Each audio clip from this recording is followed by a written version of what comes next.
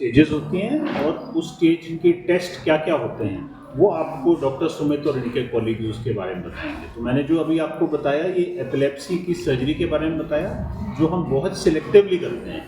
Approximately आप मान के चल सकते हैं 100 एपिलेप्सी के मरीज अगर इस हॉस्पिटल में आते हैं तो उनमें से 1 या 2 का ऑपरेशन होता है। नहीं, मैं मुझे किस स्टेज पे सवाल है किस स्टेज पे ऑपरेशन होता है। उसके 2 पार्ट्स हैं। एक तो पार्ट है और जो डॉक्टर विवेक अभी डिटेल में बताएंगे कि किस स्टेज मिर्गी की किस स्टेज में हम उसको कहते हैं भाई ये तो लाइलाज मिर्गी है, इसका 3-4-5 दवाइयों से भी इलाज नहीं हो पा रहा, तो फिर ऐसे पेशेंट के लिए और कोई ऑप्शन रह नहीं जाता है, क्योंकि आप मान के चलिए 4 दवाइयाँ मैक्सिमम डोज पे खा रहे हैं तब भी मिर्गी पड़ रही है, तो फिर उसमें सवाल उठता है कि 4-4 दवाइयों के साइड इफेक्ट क्यों भुगतना है पेशेंट को अगर उससे फ़ायदा ही नहीं मिल रहा है।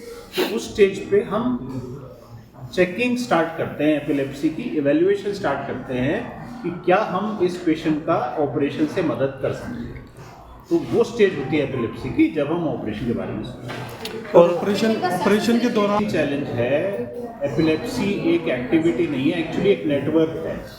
एपिलेप्सी की एक्टिविटी शुरू एक जगह से होती है पर वो दिमाग के एक नेटवर्क में फैलती है। तो जो 3 तरह के ऑपरेशन हमने आपको बताए अभी, उसमें हमारा मेन चैलेंज होता है कि नेटवर्क एक तरह से इंटरप्ट हो जाए जिसकी वजह से एपिलेप्सी की एक्टिविटी बंद हो रही है। जैसे बिजली का सर्किट है, अगर आप उसकी तार को पूरा नहीं काटेंगे तो वो सर्किट बना रहेगा, चलता रहेगा। तो हमें सर्किट को एक तरह से पूरी तरह से काटना है।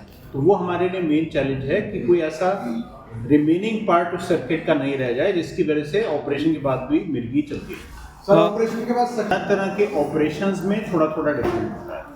तो सबसे हाई सक्सेस रेट रहता है कि हमने एक पेशेंट का जांच करी, उसमें निकला कि दिमाग के मान लीजिए इस हिस्से में से एपिलेप्सी बन रही है और हमने मैपिंग करके उस हिस्से को निकाल दिया। एपिलेप्सी खत्म होने के चांसेस 80-90% से भी ज़्यादा होते हैं। सर रीजन क्या होता है इसका, बनता क्यों है? एपिलेप्सी का रीज़न आपको अभी बताएंगे थोड़ी देर। सर ऑपरेशन के बाद कितने दिन बाद मरीज अपनी लाइफ को कंटिन्यू जी सकता है नॉर्मली तरीके से? सो देखिए, ऑपरेशन के बाद पेशेंट की लाइफ मोरलेस नॉर्मल रहती है, उनको वही दवाइयाँ चलती हैं, बट जो सक्सेसफुल केसेस हैं उसमें हम देखते हैं कि अब उन दवाइयों को लेते लेते पेशेंट मिर्गी से फ्री हो गया और धीरे धीरे करके वो दवाइयाँ भी फिर बंद हो जाती हैं। अब हमारे कई पेशेंट हैं जो कि 4-4 दवाइयों पे कंट्रोल नहीं थे, अब वो एक भी दवाई नहीं ले जाओ, फुली कंट्रोल।